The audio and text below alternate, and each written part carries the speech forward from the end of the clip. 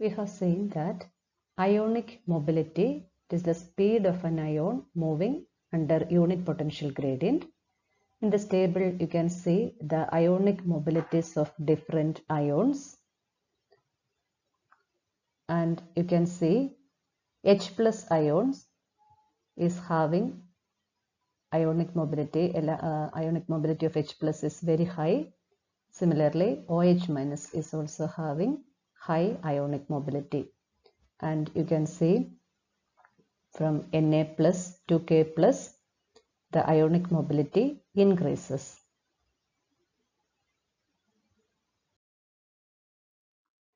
And among alkali metal ions, the ionic mobility increases from lithium to cesium.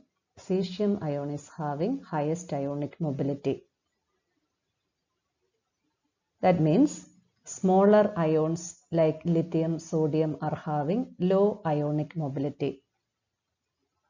Usually we expect that smaller ions will move with larger velocity, but the reason is, lithium, it is highly solvated, sodium also. So as the smaller the ion, higher will be its solvation, and due to solvation, the size of the ion increases because the ion will be associated with the solvent molecules, and the hydrated ion has to drag along a shell of the solvent molecule when it moves through the solution. As a result, the mobility of the ion decreases. So we have seen as the charge density of the ion is less when the size increases, these ions, that is rubidium, cesium, etc., are less solvated compared to lithium and sodium. So lithium and sodium are having low ionic mobility.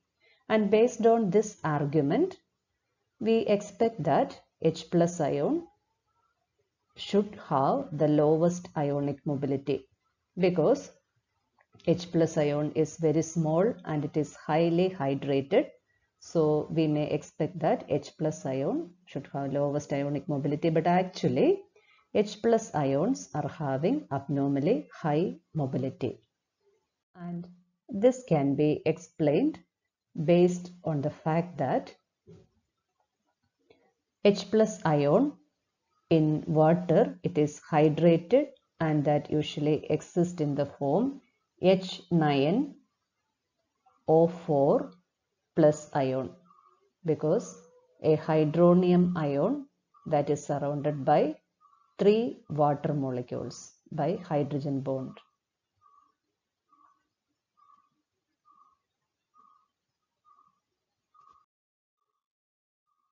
And this structure, because of its large size and shape, should predict the mobility of H plus ion to be low rather than high. But the high mobility of H plus is attributed to the fact that the proton moves rapidly from H3O plus to a hydrogen bonded water molecule, and it is transferred along a series of hydrogen bonded water molecules by a rearrangement of the hydrogen bonds. For example, you can write it like this.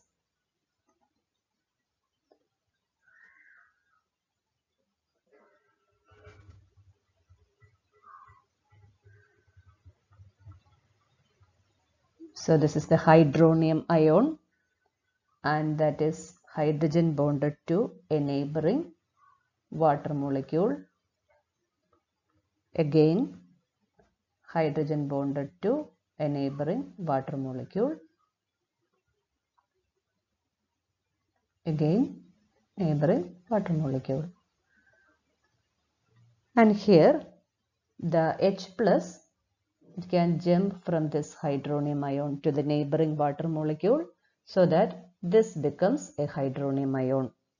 And again, this can shift to the neighboring water molecule. So this happens, and it takes a certain time